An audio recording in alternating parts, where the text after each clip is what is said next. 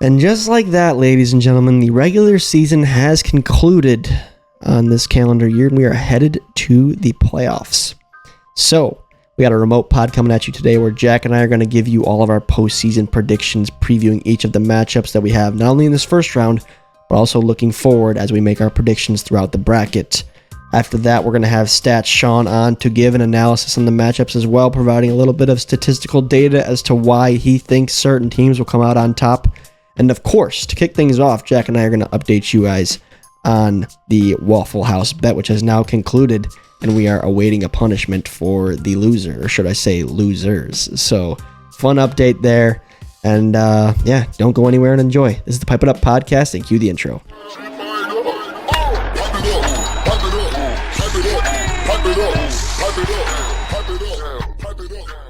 All right, ladies and gentlemen, welcome back to the Pipe It Up podcast, the official podcast of MLW Wiffle Ball. Jack and I join each other remotely today.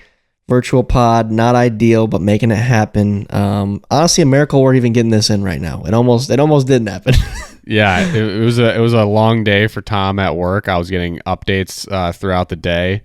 Well, you hardly work because Verizon's also been out all day. That's what I was going to say. Many of you may have been affected by the Verizon outage. I think I saw that there were some other providers that were also out, but Verizon was the big one. Kind of just crazy. You don't realize how much you just rely on your phone for stuff until you have no signal and can't do anything. But very much. I felt like I was a soldier, like going in for a quick mission and like hoping I came out alive. I was like, Jack, I'm heading to Ohio. I have no service. I was like, I'll try to give you an update to let you know if I'm going to make it for the pod or not. You had to navigate with no signal, which is I know if there are any people above the age of, we'll say 50, that probably sounds like, yeah, no big deal. Like we had to do that, but we were growing up in an era where you just plug wherever you want to go into a GPS of some sort and it takes you there.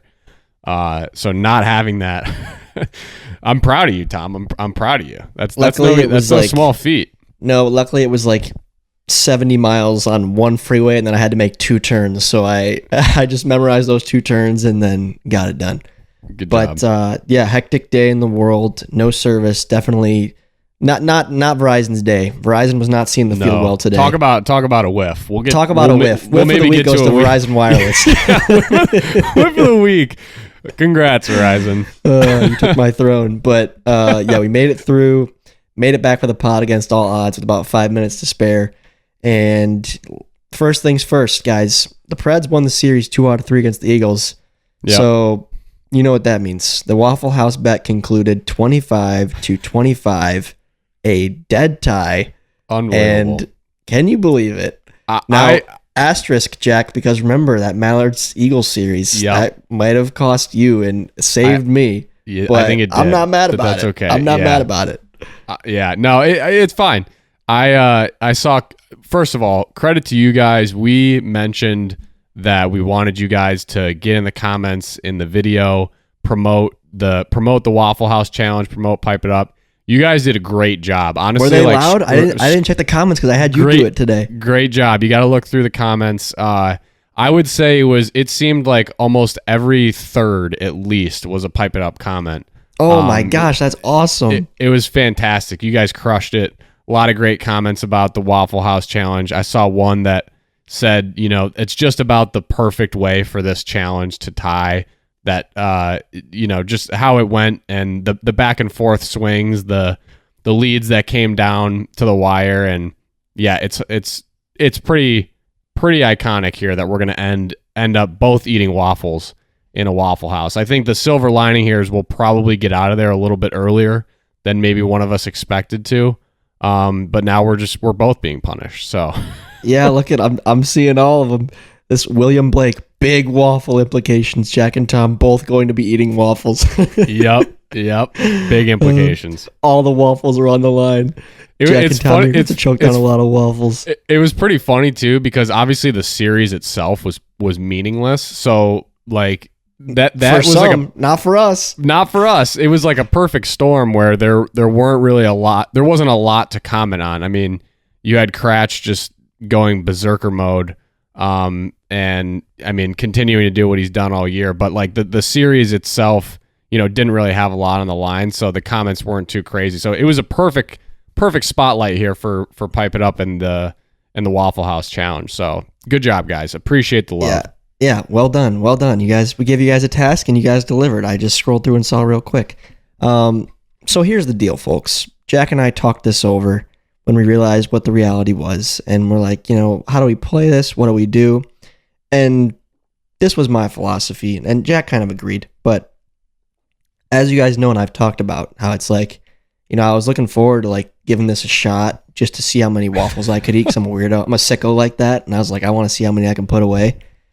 But then, as Jack was describing earlier throughout the summer, as this challenge came up time and time again on this podcast, he's like, you realize you put away 7 waffles right out of the gate, and you're like a hero. Then the reality sets in that you have 17 more hours in that Waffle House, which is no bueno. So what we've decided is we're going to tag team it. It's still going to be an hour a waffle. 2 men, 24 hours. Every waffle you eat knocks off a waffle, with the assistance of MLW guys and fans alike for donations. So we will definitely greatly reduce that MLW and fan help, because now Jack and I have each other, of course.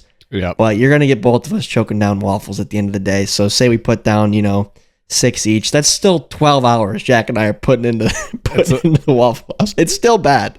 Trust me, I have a feeling this is just a blessing here that we tied, because the one person that would have lost, I think would have been in for a world of hurt, and it would have been very, very, almost maybe too miserable. I know that's kind of the point of it, but we wanted to give some incentive for you to not lose. But I think this will be better content for you guys, honestly. I think it'll be better that it won't be one person just miserably eating. It'll be the team effort to try to knock down the time. So we'll see. It'll be it's gonna be a test. It's gonna be a test. So yeah, that's that. We ended in a tie after everything that we went through. So again, we promised you guys we wouldn't make you wait too long. We are looking at dates right now. So we probably, let's say we try to announce the date by next week, next pod. Sure. Let's aim for that. We have some dates in mind again. So we'll make a graphic. We'll release it this coming weekend in real time. I will practice our live stream and whatnot. I got that on my calendar for the weekend. So this is very much happening, and sure, it's going to be a relatively low budget production, but I'm going to do my best to, with the assistance of Jack, of course, to put together a decent product for you guys to enjoy, both live as well as some post-production stuff as well. So I think even the commish may step in and help out, and he's excited to watch us suffer too. So fun stuff for sure. And yeah, we'll talk about it more next week, I'm sure. We got 2 weeks here before the playoffs, because we have this Friday with the World Series announcement that's coming up. Yep. And then next week will be really like leading into the playoffs. So Jack and I are going to do our little playoff picks right now, kick things off before we bring on Stats Sean here in about 20 minutes or so to break down the real numbies. But Jack, it was your idea. You said that it'd be funny if we gave our predictions and then Sean can just come in and basically dismiss whatever we said and give us the cold hard facts. Yeah, exactly. I think we will probably have something that Sean says where we go, oh, that would have been nice to know in our predictions. So I figured we might as well just go with our gut before we get the cold hard facts from Sean to try to sway us one way or lead us in a direction. We'll just go straight from what we think, mano y mano here. Let's do our picks. Okay. Well, Jack, kick us off in the NLDS. You got the Mallards taking on the Eagles. Who do you like? Yeah, I'm gonna rip the Band-Aid off here, Tom. I got the Eagles. I think the Mallards, they've sort of been flirting as a team, a great team, a team you think can be good. They have all the pieces to be, or can be great, I should say. They have all the pieces to be there. I think just too inconsistent. Like, you guys just haven't, and I'll get to the magic, but just haven't, put it all together there yet. And so it doesn't give me a ton of confidence with you guys going up against a team that traditionally you don't match up well against, right? The Eagles are your kryptonite kind of in that division. So I like the Eagles taking down the Mallards. I think Robles will get you a game. So I think that the Eagles will probably win 2-1. Okay. Very fair. And I will put my bias aside here and make a prediction. I will also say Eagles 2-1, Jack. Like you mentioned, it seems like when we've played the Eagles with a lot on the line, the Mallards have, the Eagles have typically won those series by wide margins. And Robles is essentially a machine against every other team in this league except for the Eagles. Yep. So that's the challenge that the Mallards are facing, is that the Eagles just bring so much confidence with them to these series against the Mallards that they've been able to cultivate via successful performances offensively against Jordan Robles, who's the Cy Young without question this year, which is incredible. So that's what the Mallards are up against. The Eagles, they made a great run last year that got Dallas a lot of big game postseason experience. Daniel Schultz is having a career year at the plate, 12 years deep or whatever he is. So they seem to be kind of the team of destiny right now. The one thing I think, for Mallards fans and as a Mallards player is that this is different for the Mallards in the sense that they're never usually the underdogs in these playoff series. They've been the one seed the last 2 seasons with Jordan Robles, and I think he's felt that pressure, and teammates alike have felt a little bit tense, like they're going out there and expected to win. Whereas this time around, we don't really have those same expectations from maybe our fans, but not from the league as a whole. The MLW fan base as a whole, I feel like it's much, much different.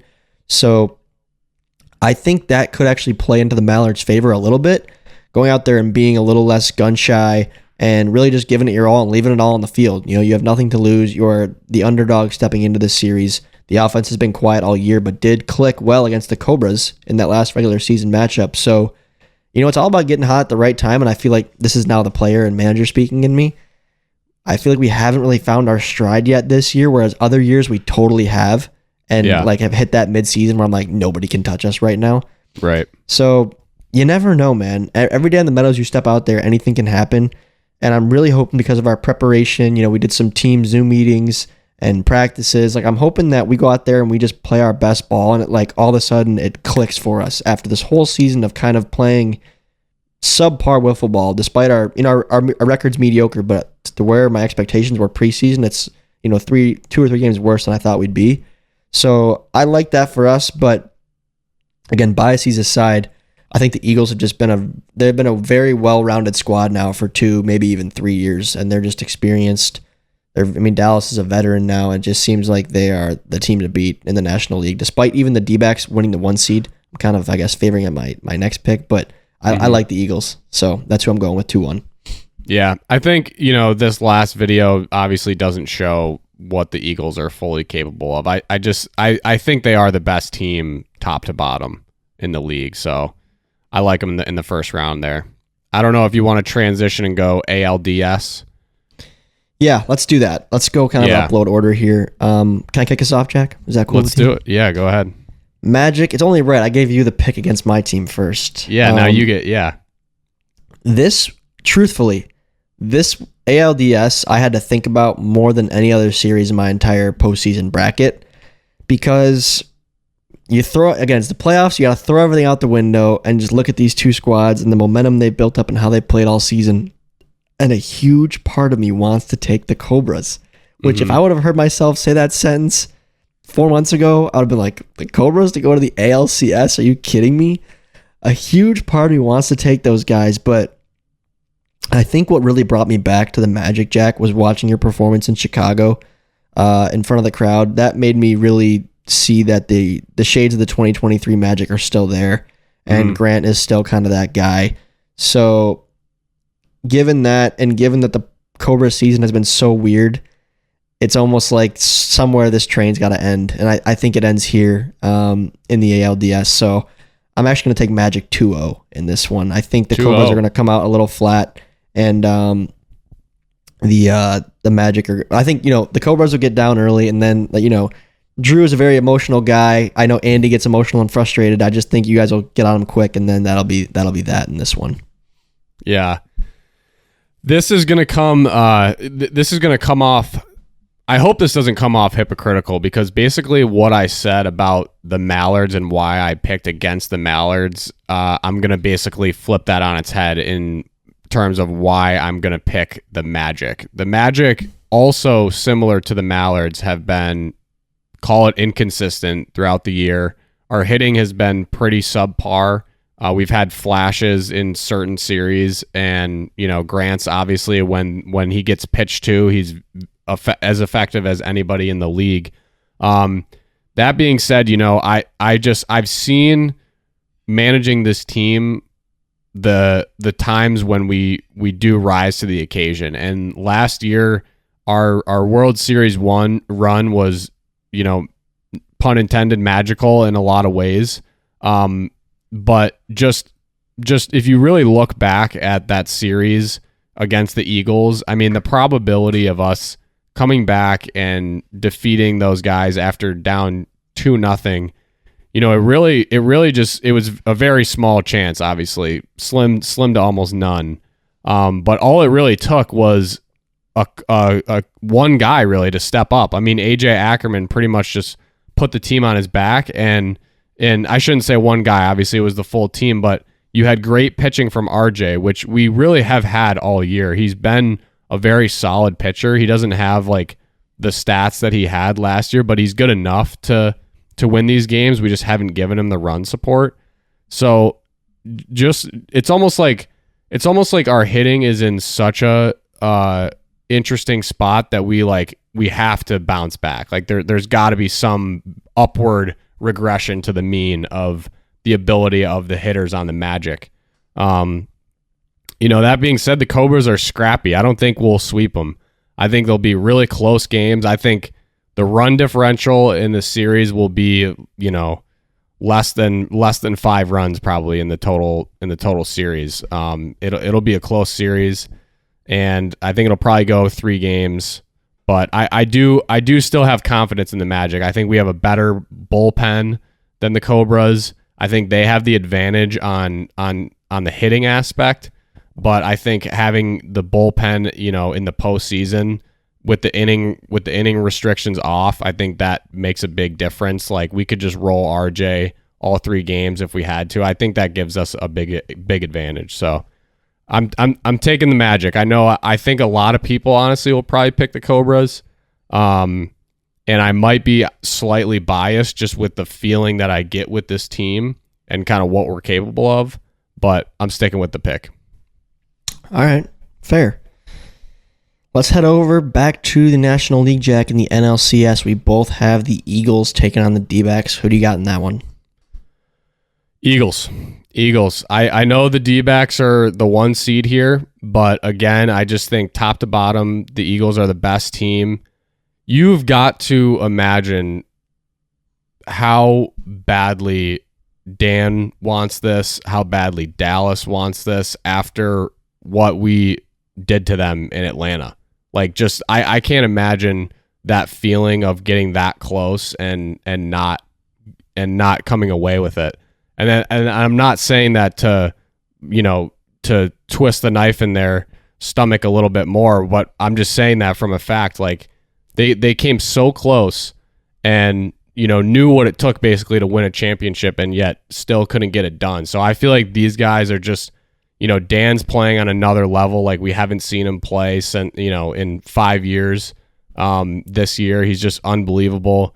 I think Dallas will really lock in the postseason here, and we'll see. I mean, I think that you can never count the Diamondbacks out, but I don't think Jimmy's had the year that he's had in the past. It hasn't been his A-list year. I think top to bottom, the Eagles are just a better squad. So I think that I also don't think that'll be a sweep. I think it'll be 2-1 Eagles.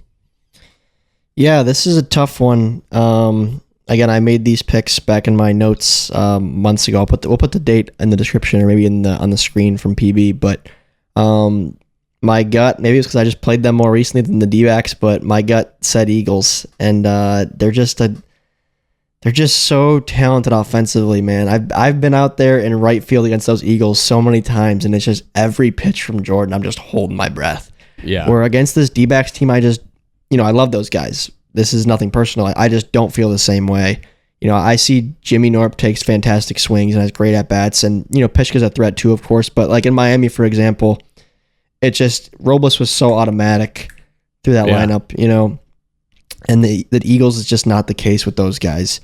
So I think it will be a very, very tight series. I'm actually going to spin zone this one from 2022. I think the D-backs take the first game, and then the Eagles and Dan Schultz and company wake up and take the next two in epic comeback fashion to punch their ticket to the World Series. So I think it'll be close, but I think really it's the offense. It's not the pitching. It's not the bullpens that are the difference. I think these pitchers are both pretty similar. Jimmy and Dallas, both very good. You got Blade Walker, Trey Flood, good alternatives. I think it's just the Eagles' offense finally wears down those two arms of Trey and Jimmy, and even if Casey gets in, whoever it may be, they're just a tough bunch to get out over and over again over the course of a series. And again, maybe it's biased because they always seem to beat me, but I just like the Eagles here, so I'm going to go 2-1 as well. Eagles go back to the World Series. All right, so we both got Eagles. Yeah, I'm curious what you folks think at home about that. I wonder, I'm going to guess that people are going to lean towards... I bet you there'll be a lot of Mallards, actually. Mallards fans that are still believers, which I love. I'm still a believer too. But I could see, I'll just tell you right now, I think these three squads are very good teams, and nothing against the AL, but I think the records display that. Jack, I'm sorry. But no, I agree. I was going to say, like, the picking the NL was different than picking the AL. Like, I do think, the All-Star game we had some guys missing there, but by and large, I think the NL, I'll admit that it's a better division. I think last year, Jack, I said on this podcast, the same episode where I was like, you take any of those three teams, I was pointing at the Mallards, Eagles, and D-backs, again, that were in the playoffs, and you put them against the best of the best in the AL, which was the Magic last year, and I said, and I like our chances. Now, I was wrong. Eagles had you 2-0, and I thought I was a genius, but you guys ended up coming back and beating them. And this year, I wouldn't say that's true because I guess to pivot over to the ALCS now, I'll lead us off. I do think the Preds are a very, very good team. And so I think the NL will have their work cut out from them in the World Series. So Preds versus Magic. I picked Magic. Mm-hmm. So Preds Magic. I do have the Predators. I think this will also be a 2-0 series. I said 2-0 Magic in the previous one. I got 2-0 Preds here. And it's just... At some point, when you grind and you grind and you grind and you just keep plucking away like Ryan Kratch has, he's just ripping off these MVP seasons. I feel like one of these times his squad's bound to get it done in the postseason. And I think that's kind of the time. He seems like he's just a man on a mission right now. You can try to pitch around him if you're the Magic or if you're the Cobras if they end up there, but they do have a little bit of depth. Ward is a guy who's hit big postseasons home runs in the past. So was Russell. And you can't take Ryan off the mound even if you want to, if you are another AL opponent. So it's just, he's so good. And if you do pitch to him, he's hitting home runs in every series. 12 home runs this year is just unbelievable. And I just don't see anybody. I don't see the Magic or the Cobras getting past the Preds. So I would take 2-0 Preds no matter who the opponent is, to be totally honest with you. Yeah. Sorry. This one, no. This one was... The road stops there for you. This one was really hard for me, just because I do feel like on paper, looking at it, you would probably pick the Predators, but I also think that's why the games are played, and for whatever reason, I don't really know why. I can't really explain to you why. The Magic just match up against the Predators well. We've won our last 3 series against them. That's true. Yeah. The last one was a tight series, but still, nonetheless, like we do kind of own the Predators, or at least recently in our last few series. So I really think that when RJ is on his A game, the Predators hitters especially struggle with him, and get frustrated with him. So I think if he can come out hot and we can get the first game, I like our chances to win at least one more of those. And we don't necessarily have a history of starting fast in big series, but I don't know. I'm this one. I'm solely gonna go off the recency bias of we just match up better against the Predators, and that's my pick. So we're gonna beat them 2-1, and it's gonna be a World Series rematch, Magic Eagles. Wow. It could happen. And I do agree with what you said. You guys have played well against the Preds in the past. And just like I said about the Cobras and their mojo, I feel like you guys kind of took away the Preds mojo very fast last year in the playoffs. Yeah. So I think game one in that series is huge. Again, game one in all these series, these divisional series and championship series are huge. These 3-game series, it's so tough to come back down 1-0. It is. So it's just such a pivotal game, and you feel that pressure. That's why you love the postseason, right? Yep, absolutely. But the World Series, best of 5. Jack, I'll let you decide. Do you want me to go first, or do you want you to go first? I'll go first. I think okay, we have different matchups, so I think a lot of people are probably listening to this podcast saying, Jack's just a homer. He's a homer. He's just picking his team to ride the World Series, not putting much thought into it.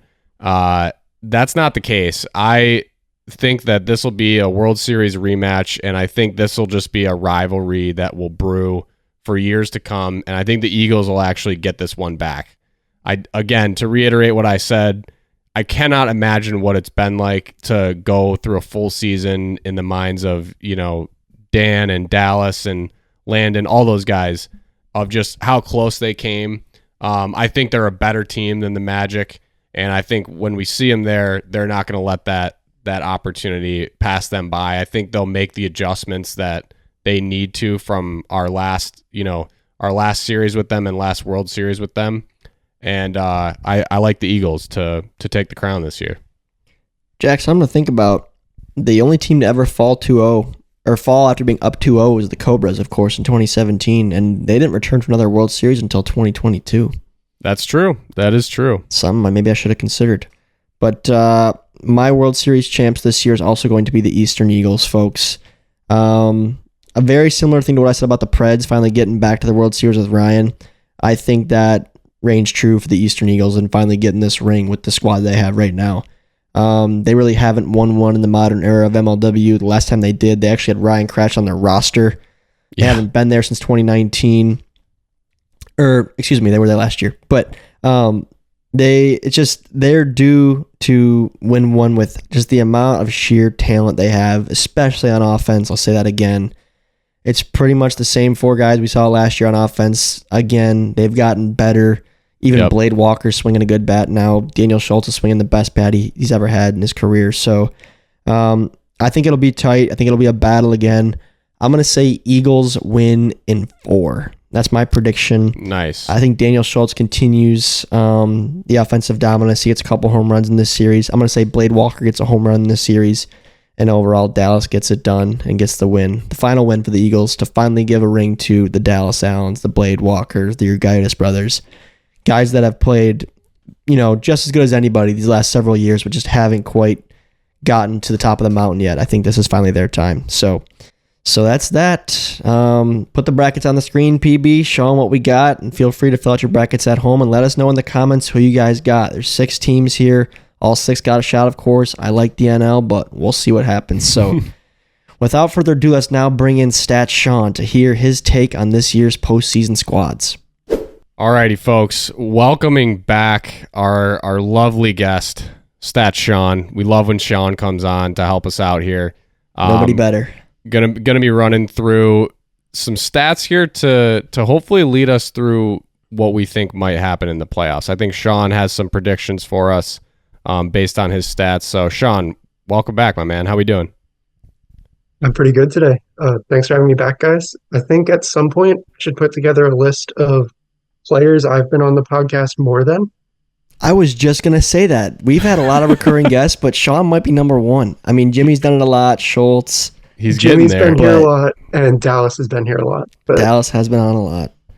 But Sean, you're the man. We really appreciate all the hard work you do behind the scenes to we do bring a lot of insight to MLW fans, not just on this show, but in the comment section, things like that. So really glad you could join us here tonight to talk postseason. And I don't know what you've prepared. I never really give you an agenda. I just say, yeah, come on and rip the numbies off. Like, we love it.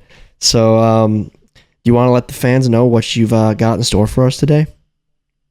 Yeah, so what I did was I made a really naive projection model for all the series. And there are shortcomings to it. I'll address them as different series come up.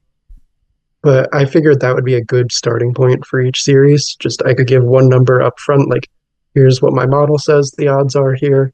Here's where I agree with it. Here's where I disagree and why. Okay. Love that. Excellent. So the first series that'll be posted is the NLDS, right? Correct. Yep. Okay. So I have Eagles favored at 55.1%. Oh, Which I is- kind of like those odds for the Mallards. That ain't that bad, Yeah, Sean. that's- That ain't Yeah, that that's bad. really That's close. closer than I would have thought, to be honest. But Yeah, that's actually one of the bigger spreads I've had, weirdly. Wow. It's Last that tight. year there were two series that were 50.1 and 50.3%, wow. Jeez. and it was the NL series. Wow. parody. It always says the NL teams are close. But, Yeah, we always talk about the parody. There it is, folks. I've been saying all year I think the Eagles are the best team. I also think the Eagles are going to win this series, but the reason that it's so close in the projections is the Mallards, more than anyone else in the league, really play up in the playoffs. Like once you start giving all of your at-bats to your best hitters, and once Robles, who's having the best pitching season of the draft era, and it's really not even close, can pitch every inning. Like I know he's struggled with the Eagles. I know he's struggled to hit against Dallas. I'm not really that worried. Like he's still Jordan Robles. He's still one of the best wiffle ball players in the country. I've faced him personally. I know how tough it is. So despite all that, the Eagles are still favored, though. Yes, just the Eagles' lineup depth is ridiculous. Dan is having probably the best hitting season in the league. You could argue Cratched or Miller, but I would go with Dan. Landon has been the toughest guy to strike out among the regular hitters. Dallas has had a little bit of a down year, but the power is still there. We know he's better than he's shown in his contact ability. And then you can play matchups with Blade and Whalen. Like, Blade chases a lot, but he hits a lot of homers. Whalen's really patient. He'll walk, he'll put the ball in play. Depending on what you need, you can play matchups with those two. Like, it's just such a good lineup. Dallas is so good. Do you guys remember the 2020 playoffs when the Gators really struggled, and then their first playoff series, Jorgensen came in and just shut down the D-backs? Mm-hmm. I do recall. Okay. That's something I think about a lot when I'm thinking about predicting the playoff series is, does this team have a guy who can come in and do that? And Dallas, probably more than anyone else in the league, has shown that he can do that for not just like a whole series, but he can do that for almost an entire season. Like he's gone 4 slates without giving up a run before. Mm-hmm. So Fair. I just can't pick against the Eagles when they have that lineup and they still have Dallas. I would really like to. I love what Robles is doing. I really think the Mallards lineup is better than it's been. Colm has hit a ton lately, and I think he's the best relief option the Mallards have had in the Robles era. I just can't go against the Eagles. They're too good. Dare I say that Thomas Coughlin III is the X factor in this series, Sean? I actually fully agree. You've hit really well against Dallas. This is true. This is true. Watch out, folks. Might be back. X Might be Factor, back baby. after that Cobra's home run. We'll see. But, all right. So, the model, I wonder, now we need to hear from Fuzzy Frank, too, on this matchup, Mallards-Eagles. We got Sean's model going 55-45 in favor of the Eagles. Jack and I are both going Eagles. Frank, maybe our only fan. We'll see. But we'll hear from Frank next week. All right, Sean, I'm going to kick you over to the AL if that's cool. Okay. So this was the one that was a real surprise to me. The model actually favors the Cobras at 53%. Wow, that shocks me. Yeah. Okay. This is one of the big shortcomings of the model. I have to distribute playing time myself. And to mitigate risk, I have to give some innings to the backup pitchers. Mm. And the model really panics when you tell it Bonham might pitch because he's not had a good year.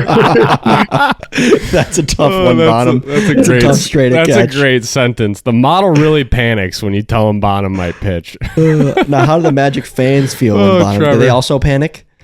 I hope not. I know he hasn't had a great year, but he's still, I mean, Still got us that win in Chicago. He's been the guy in the past. So, it's similar to, I guess, what you're saying about Dallas in the last series. It's like, yeah, he hasn't had the year that we'd expect him to have, but we know that he can do it. So I hope they don't feel that way. But sorry, continue, Sean.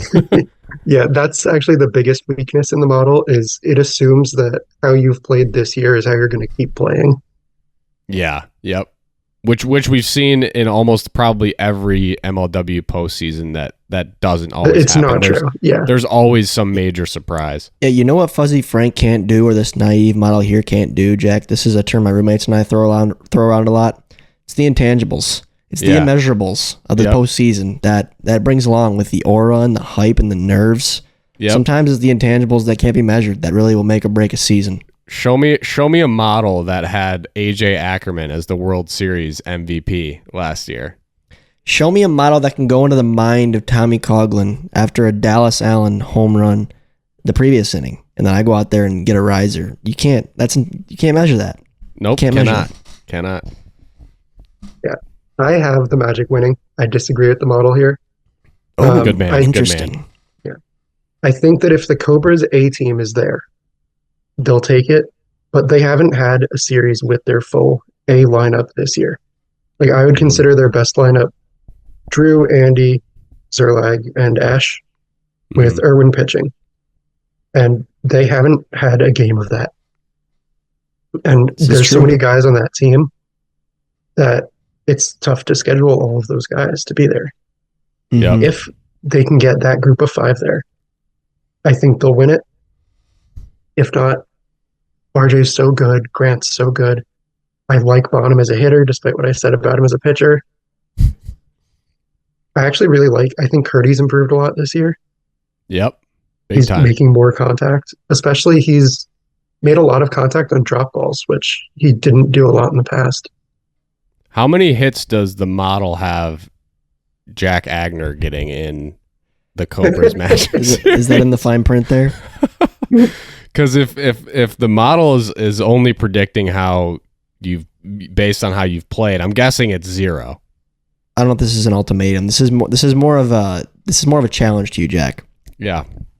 If you go yard, I promise you, when I think I've called it quits at Waffle House, I will pick myself up and I will fork a waffle off of your plate and put it onto mine and eat that thing in your honor if you go yard in this series. That deal? Deal. All right. Cool. Well, now I have a new rooting interest. Yeah. I will pound my chest and I will put down that waffle if it kills me just for the bangerang. That's how bad I want to see it. This podcast needs one so bad. So bad. Jack, I have a question for you. Oh, go ahead. Do you know why RJ hasn't thrown his overhand screwball that much this year? That's a good question. I think that pitch for him has been really reliant on the ball. Okay. He can very easily not have that pitch work for him if the ball doesn't I couldn't tell you what condition the ball needs to be in for him to throw it how he wants it. But I think it's one of those pitches where if he gets the right ball, he'll probably throw it a lot in the game. But if he can't, if it's not the right ball, then he probably doesn't throw it as much. So it might just be like the balls that he's been getting. Got it. Because I've seen him pitch in person, and that pitch moves a ton. He just hasn't thrown it as much this year. He threw it a lot last year. Yes, it does move a lot. Yep. All right. So your model's got the Cobes, but you got the Magic because of the intangibles. Yes. Love that. Love that. Man. Good man. You're welcome on anytime, Sean. Anytime. Don't let them sway your heart, Sean. You got to stay true to you. I know you're an unbiased guy. All right. Well, did you look at other matchups down the line? I know nothing else is concrete, but do you want to keep going here? Yeah. So I'll keep going based on I'll say what the model thinks about matchups, but also I'll say what my pick would be based on what I picked. Okay. Nice. Cool. Lay it on us. So in the NL, I didn't get the exact percentages for it because I don't know who the opponent will be. But the model favors either the Eagles or the Mallards over the D-backs. I kind And of That's like that. crazy. so I looked at it, and the reason for it is the model thinks the D-backs are kind of already maxed out. Like they're already doing a really good job of giving all their time to their best players. I see. And I also projected Norp for the lowest percentage of innings of any of the aces because they have the great number 2 option. Hmm. Does the model get as concerned as when Trevor Bonham gets on the mound as when a D-backs number 2 gets on the mound? No, it loves Trey. It loves Trey. I love Trey. Good guy. Yeah. Trey is, I think, of the 6 teams, I think the D-backs are the only one where I'd be comfortable throwing their number 2 pitcher in an elimination game. Yeah. Okay. Interesting. I kind of agree. You know, Trey's been, numbers wise especially, he's been very good. Yeah, I he mean, struggled a little in the second half, but he's been great for 2 years now. I mean, yeah, his whole career. Yeah. I mean, he at least gives them the opportunity to start him. You know, like he might not finish the game, but he could get an inning or 2 for sure, you know, depending on how he was doing. Yeah. But I would pick the D-backs if it's the Eagles, which I know I said all I said about the Eagles being the best team, the great offense, Dallas. But there's 2 things here that would make me lean D-backs. The D-backs saw Dallas for 7 innings in the regular season. The Eagles saw Norp for 1. Mm. So it's not like there's any mystery. They played each other so much. But there's not the recent experience against Norp for the Eagles. Especially, he's changed up his arsenal this year. He's throwing a lot of finger balls. He's not going to his slider as much. His riser's been almost non-existent, at least on camera. So he is a different pitcher this year. And the Eagles' big strength on offense is that they don't strike out. They walk a lot. They put a lot of balls in play. The D-backs have that incredible defense. That's true. Very true. Heath and Norp were the 2nd and 3rd best defenders this year by my defense value. Pishko was in the top 10. Trey was above average as a pitcher. Actually, Bennett was above average as a pitcher too. Did you say that Jimmy and Jonah were number 2 and number 3? Yeah. Who's number 1? Cheatham. Chris Cheatham was the best defender in MLW this year. Yeah. We gotta get him an award for something, How? Jack. He had that crazy series against the Wildcats. Oh, that's right. I texted yes, him. He did. I watched that video and I was like, dog, you're making plays out here. He sent me back like laughing emojis. Yeah, he had a great series. All right, we got to push the narrative then hard. Chris Cheatham for Gold Glove. That's our job, Jack. I feel a personal responsibility to that now to make that happen. I love that. Please do. Cheatham's a great guy. I've met him before. He was so funny. Get him a Gold Glove. Has to happen. Yeah, I would take the D-backs over the Eagles. If it's the Mallards, I probably take the Mallards. The D-backs haven't had success against Robles. I think I like the Mallards offense more than they've performed. But I picked the Eagles in the first round. I'll say it's D-backs Eagles, and I'll say the D-backs are winning the NL. No, I would actually agree. I think I would, if I had picked myself, I unbiasedly like our chances against the D-backs much better than the Eagles. So I think I would agree with you there, personally speaking. Yeah. The NL is just so brutal. It's a gauntlet. It's a fun league. That's why it's tough. I'll just say the Preds are heavily favored, no matter who they're playing. Again, I didn't have exact odds on this series, but when I did total World Series odds, the Preds were at 61%, just because they're so favored to get out of the AL. It's crazy. That makes sense, though, but yeah. I can't pick against them. I actually think the Cobras have a little better chance against the Preds than the Magic do, even though the Magic have had the recent success against them. I really think the Cobras pick on the Preds' weaknesses a little more, which is that Drew and Andy both put a lot of balls in play. They're both really fast. They're both aggressive base runners. Preds' defense is pretty bad. Other than Warda's really good. Russell's been bad on the left side. Ramirez has been bad on the left side. Cratchit has been okay as a pitcher, but bad when he's actually in the field. But I picked the Magic. I'll talk about Magic against Preds. I just can't see Cratchit pitching to Miller in this situation. Like, he did it in Chicago. it seemed to be some sort of gentleman's agreement. We'll pitch to Miller if you'll pitch to Cratch. I have a feeling in elimination games, neither one of them is seeing a strike unless there's bases limited. And the lineup depth for the Preds is just better. Warda's been arguably a top 5 hitter this year. He crushed RJ in their last series. Rudy he's come on lately. There's still pitch types that he struggles against, but he's started to really hit risers hard. He's gotten a couple hits off drops this year. Russell, he's played forever. And even Fleer is really good depth. The Magic, I don't know what you do if there's no one pitching to Grant. Like, I like Bonham's bat. I talked about how Curdy's better, but they're not Warda, they're not Russell, they're not Rudy. X Factor, Jack Agner. Hey. Yes, lots of experience against Cratch. We need it. We need it. I think that's really fair analysis in our picks that we just did. I had the same matchup, and I picked the Magic solely on what you commented on, but didn't go with, and just the fact that we have had recent success against the Predators, like not just our last series, but in the postseason last year and the series before that. 3 in a row, right? Yeah. So I don't even really have an explanation for that, but it's just it is what it is. All right, well, I like that. So your World Series matchup is also going to be the Preds versus the Eagles, same as mine. Preds D-backs. D-backs. You go D-backs. I thought you said you liked the Mallards or the Eagles over the D-backs, but the model didn't. The model did. I like the Mallards over the D-backs, but not the Eagles. Okay, gotcha. So we have 3 different matchups here. We got Jack coming in with the Magic taking on the Eagles in a rematch. I got the Preds taking on the Eagles, and you have the Preds taking on the D-backs. Yes. Okay. So this one's interesting for me because this would be the first time they've ever met in a World Series, too, I believe. Yeah, it would. That'd be cool. There hasn't been a World Series announcement yet, so obviously I don't know where it's going to be played, but assuming it's like last year, it'll be on a turf field all in one day.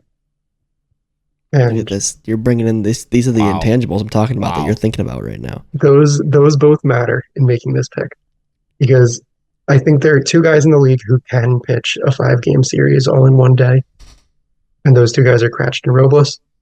But you'd really prefer not to. Like we saw last year, it helped Walgate a lot that he didn't have to pitch in Game 2. Dallas kind of ran out of gas because he had to come in relief in Game 2 and then pitch 3 and 5. Like, you really would prefer to have 2 pitchers in a 5-game series. The D-backs have that way more than anyone else. And on a turf field, the ball's coming at you fast. The defense is more important. True. That favors the D-backs again. I think if that series was short, like if it was a best of 3, I would take the Preds. Just on the strength of Cratch being far and away the best player in the league. No one really has the same finger ball that he does. Like, it's not something the D-backs have seen this year. But long series, guys get tired. Guys put more balls in play. The D-backs have the option to go to Trey. They even have the option to go to Bennett. He's got great stuff. Benny. If the Preds win, I think it has to be a sweep. But I think the D-backs would get them.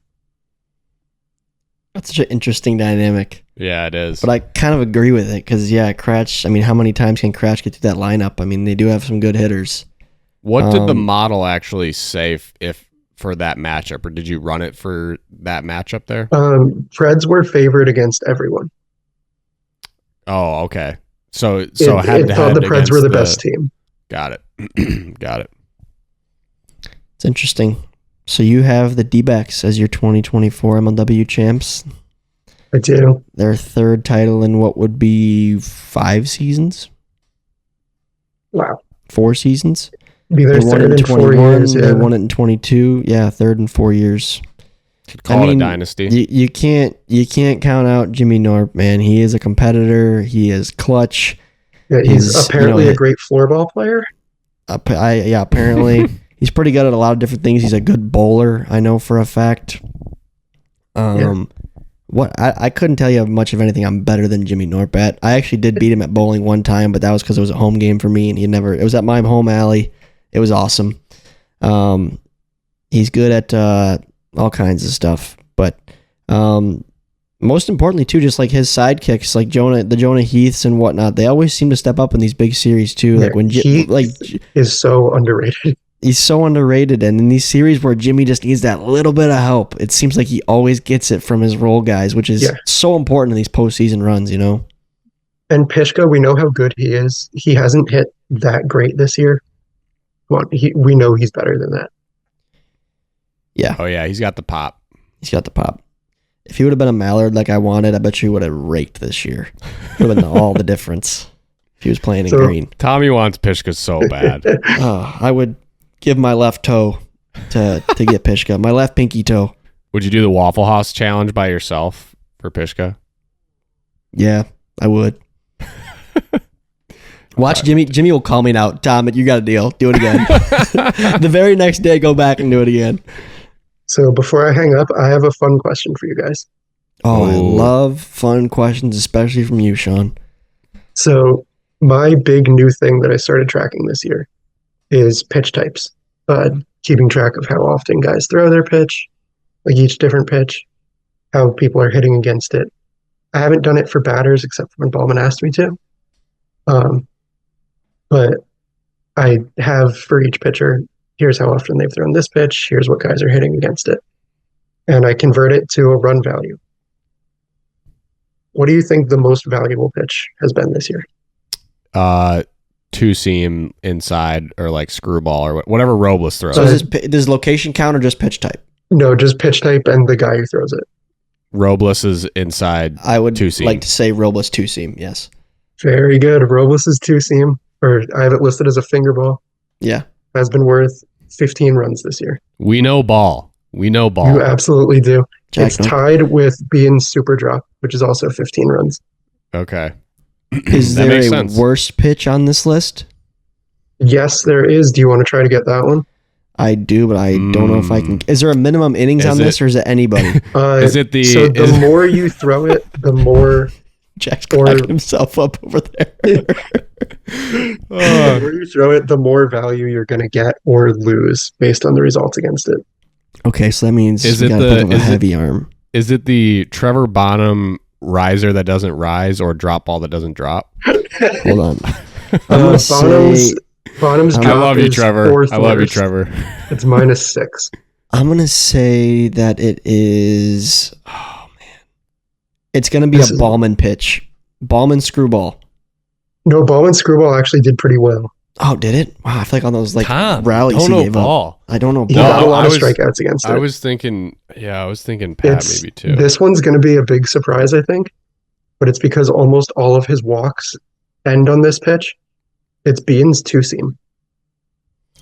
Oh, interesting. So he's tied for the best and the worst, essentially. Yeah, it's tied with Chris Baranowski's slider for the worst.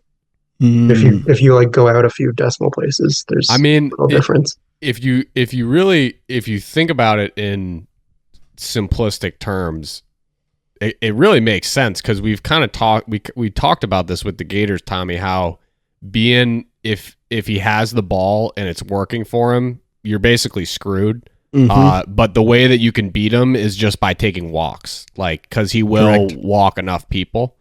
Yeah, so a lot of guys that have a control pitch, that control pitch will like rate really badly because almost every walk will end on it. Wow. That's very interesting. Because that was a fun question. That was a very fun question. I'm just curious now, what is RJ's best pitch? Is it his slider? Let me look. I'm going to say it's a drop of some sort. It's his slide drop. Slide drop. Yeah, that's what I was thinking. Yeah, the best pitches have been like Robles' finger ball being super drop. Actually, Robles' overhand riser is third. Wow. So he's had two of the best three pitches. So good. So one last thing, Sean. I got one more thing too. Oh, okay. Well, I got one thing. Teacher, me next. While we got you on, if let's say I don't get a hit in this Cobra series, would that go down as the worst batting season in MLW history? Could you argue that? So. I don't think it would. And then follow-up question, then who is worse? So that's diabolical. I think it would probably be the worst at the Meadows, but I think there are a couple Kyle Garricky seasons that are worse. Oh no, Garricky catching strays that years name later. Comes out of the archives 5 years later. That is tough. Oh, I'm in the same category as Kyle Garricky. Just because he was playing in a time when the offense was really high. Yeah, that's true. That's very true. Okay. Sean, this is my question, teacher. I had to ask too, and I'm not going to hold this against you. Are you rooting for anybody? Like, do you have a favorite team you're like rooting for right now in this postseason? So I'm an Eagles fan. I started watching in 2015 during the World Series. Yeah, I started watching during the 15 World Series. I thought it was cool that Dan, the younger kid, could keep up with the older kids. And actually, frankly, one of the reasons I liked the Eagles was because I had the same shorts as Dan. That's such a valid reason at that age to like someone. That's great. Yeah. So I root for the Eagles. I root against the Preds because I'm still bitter about losing Cratched. Good man. Nice. And I tend to root for the Cobras just because when they first joined the league, Drew was really interactive with guys in the comment sections. So I've always liked him a lot. Now, is this like see what the Lions fan? I got my Lions jersey on here. Monday Night Football in about 30 minutes. When Matthew Stafford made the Super Bowl, and the Lions were obviously not in the Super Bowl, like we had no problem rooting for Stafford back then. Mm-hmm. So if you see Cratch taking on, say, the Mallards, are you like fly high Cratch like you did? You left and now you're doing great things. Great to see. Are you like, no, I don't want him to win anything with anybody else? It probably would have been like that if his first World Series with the Preds wouldn't have been against the Eagles. See, that would have been tough if it was Stafford versus the Lions. Yep. And I also just like Robles a lot, so I would root for the Mallards in that case. Robles, I play fast pitch, so I've come across Robles. Like, we've crossed paths a few times. Yeah, that's cool. And he's one of the nicest guys I've ever met. Sweet. He's a good dude. All right, well, Sean, we appreciate it as always. Great numbies, great analyses, a little bit more factual than Jack and I, just going off of the gut and the vibes, like the Cobras. Like, basically how Drew built his roster this year. Yep. That's turned out okay for him. It's worked out so far. So far it has, so we appreciate it. And perhaps we'll check in with you in a few weeks after a few games have gone by. Maybe like after the DS and CS, but before the World Series, we'll hear your take on what if you do the World Series preview show again this year. Oh, boom. There we go. I like that. So, all right, well, we appreciate it. And best of luck to your Eagles. Not so much. And we'll catch you guys. We'll catch you next time. Absolutely. Thanks, all right, thanks, Sean. Wish me luck with the UFs draw in about an hour. That's right. Good luck. UFs this weekend, folks. York, Pennsylvania. MLW events happening. Check it out in the comments. PB link it below. But good luck to you, Sean. Hopefully I don't draw the jugs in the first round. But. If you hit a home run out there, make sure you yell bangarang as loud as you can. Please do. I'll do it. All right, sweet. Thanks, Sean. See you guys. All right, Jack, before we get into the humble homeowner, do you have a comment of the week you want to share with us? I know it was a lot of great comments from our Pipe It Up listeners, but anything else you want to share? I do. This week's comment of the week comes from Amos Sports, and this is just a simple one, but I thought it was straight to the point. Just kind of sums up this podcast, this league. MLW makes me smile. That's the comment. MLW does make me smile. I love the league, and this video is awesome. We just get so much entertainment. I enjoy doing this podcast so much. I enjoy playing in this league so much. You know, that post of the veterans that we touched on. Somehow easy breezy, beautiful cover girl. Yeah, easy breezy cover boy there. I don't know how I got that, but I mean, really, it just made me think about just how cool this league is, how much it makes me smile, and how much joy it just brings to everyone. So that was a simple, effective comment of the week. Again, shout out all you guys who were smashing the Waffle House in the comments as well and promoting Pipe It Up. You guys did a great job. So appreciate it so much. And again, stay tuned for that. If you didn't hear, we will probably announce a date for the Waffle House thing when the live stream will be happening next week sometime. So stay tuned. We're very excited, and we're going to put out a good product for you guys. But Jack, what's going on this week in the life of a humble homeowner? Yeah, I don't know how much time we have left on this Zoom, if I'm good or I'm going to get cut off. But you might, but just keep it under 5 minutes and you got it. Okay, under 5 minutes, I can do that. So this is like, I guess it's a humble homeowner because I did it in my home doing something for my home, but it's really just such a whiff. Like it's like, it might be the biggest whiff on this podcast. Worse than Verizon Wireless today? Maybe maybe. I don't know. Verizon, that might be out of their control. We're not sure yet, but this was certainly within my control. So the one of the tasks at hand yesterday was actually to get the TV mounted onto our brick fireplace. So it can be a challenge. Mounting a TV is typically not that complicated, not that hard if you're just putting it on the wall. You know, you might have to find some studs or whatever if you're drilling into it, but having to drill into brick can be a little bit more complicated.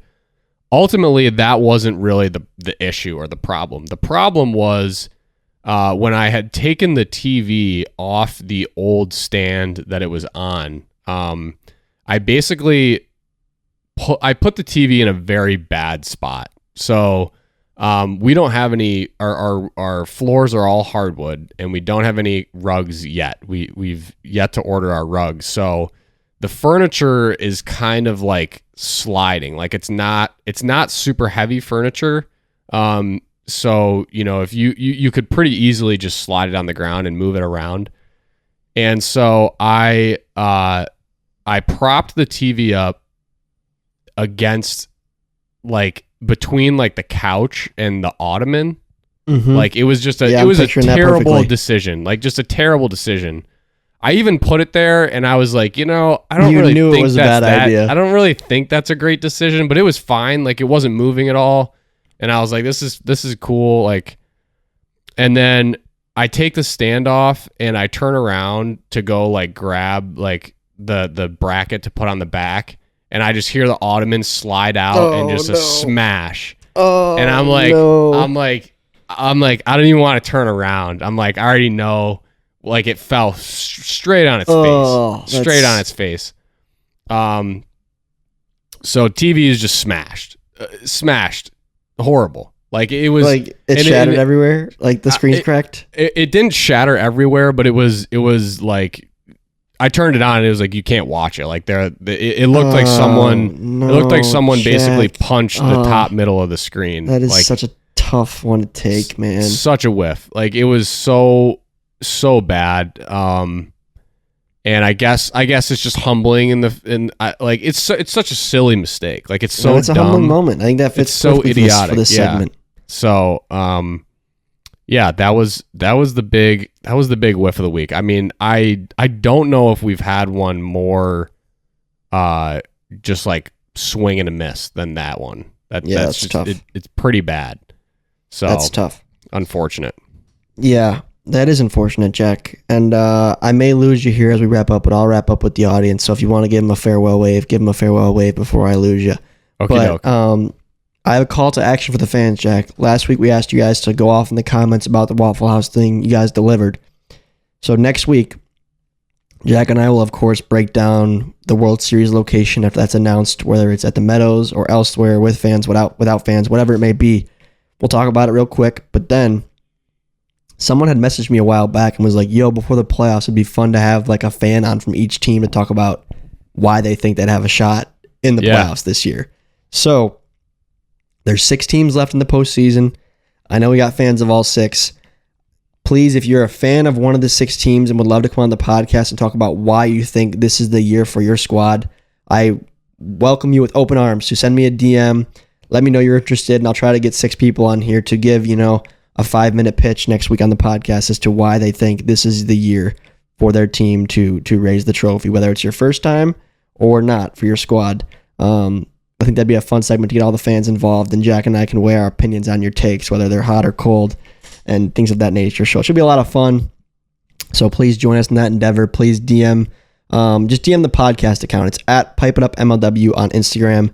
Send us a DM. I'll review them at the end of the week, so don't panic if I don't respond to you right away. I'll review them this weekend, and we'll coordinate with you guys accordingly. So that is on the docket for next week. Appreciate you guys tuning in again this week, and thank you to Jack for joining me, as well as Stat Sean. Stat Sean has been the unsung hero of this podcast this series. Come on, time and time again, and put in a lot of time to compile those stats and numbers and things of that nature together for us. We really appreciate Sean for that. But again, thank you all for tuning in. Next Wednesday, be here to watch some of your fellow Pod Squad members on the pod to plead their case for their teams. But without further ado, Cade and Irwin's getting married later this year. We'll see you all next Wednesday. Pipe it up.